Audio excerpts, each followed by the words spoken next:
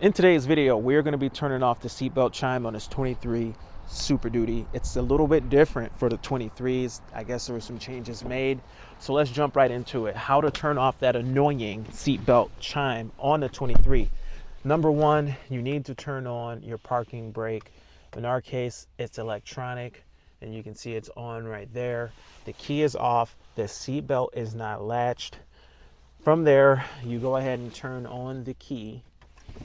We've already turned off our radio and everything, so that's not going to be an issue.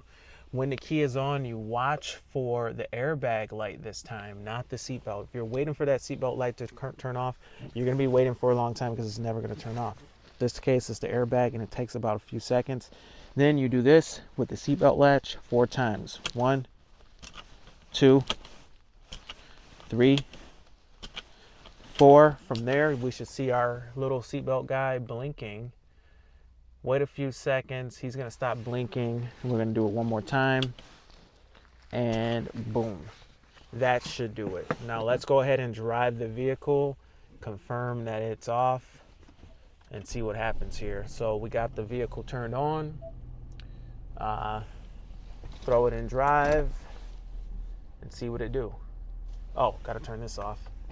Wants me to hold the brake to turn that emergency brake off now. It's off, and we're driving.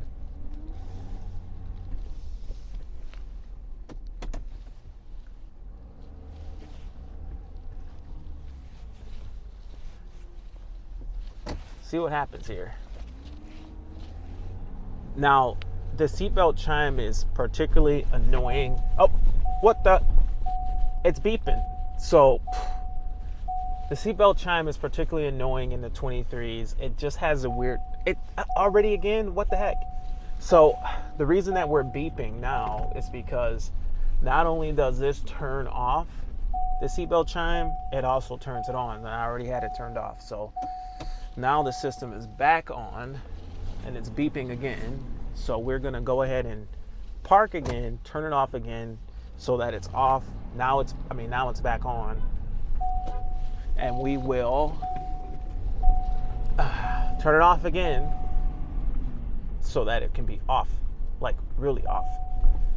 But the rhythm, it just starts, it's just not bearable. It's just the most annoying chime ever. So in order to turn it off, because we actually just turned it on, so this procedure will turn it on and turn it off. We're going to turn the vehicle off, open up the door, get everything totally off. We're going to go ahead and put the parking brake on in the on position. Parking brake is on, seatbelt is off, doors are shut. We turn on our ignition. Once the ignition's on, we're waiting for the airbag man to turn off. He's off. We take our seatbelt. We do it 4 times. 1, 2, 3, 4. Our seatbelt's blinking. Seatbelt man's blinking. Seatbelt man's blinking. He's off. We come over here. We do it one more time. And that should have did it. I mean, nothing's happening. Hopefully, it's good to go now. Start the engine. Parking brake off. Hold the brake to release the parking brake. And do we have it? Do we have it turned off now? Let's see. In order to know, we need to move the vehicle at a certain rate of speed for it to tell us and be sure, because this is going to be a little bit different, a little bit confusing to a lot of people. It's different from the other vehicles in the past.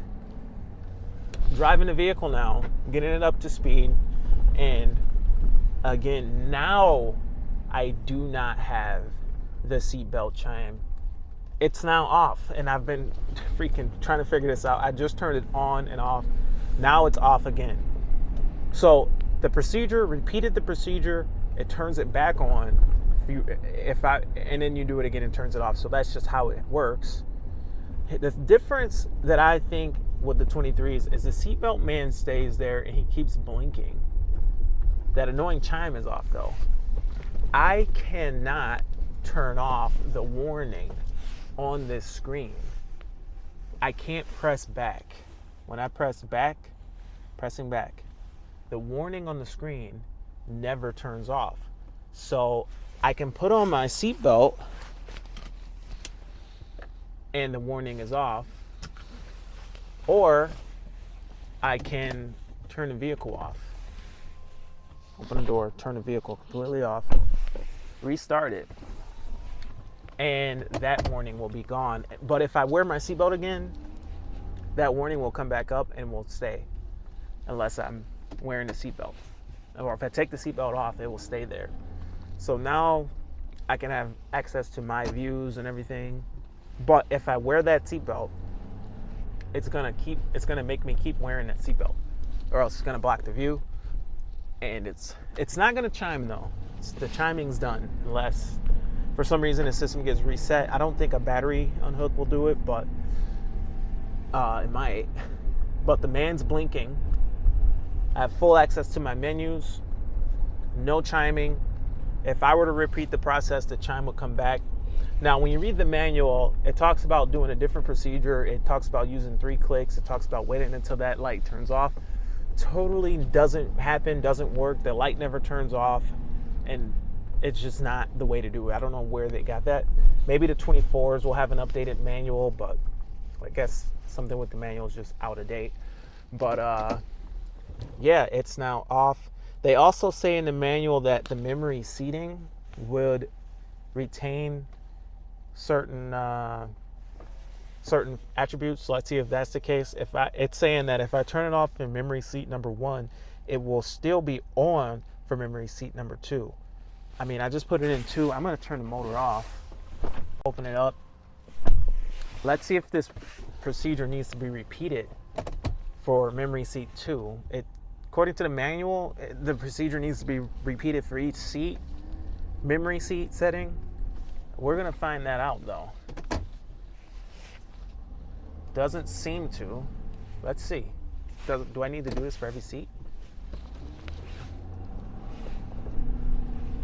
It's running. Higher rate of speed.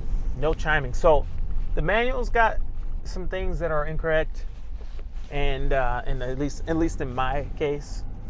But the seatbelt chime's off now. The seatbelt chime is off.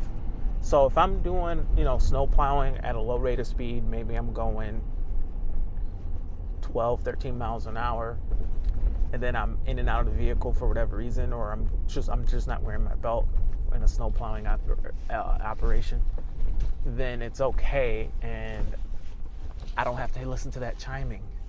One thing, is there a reverse signal here?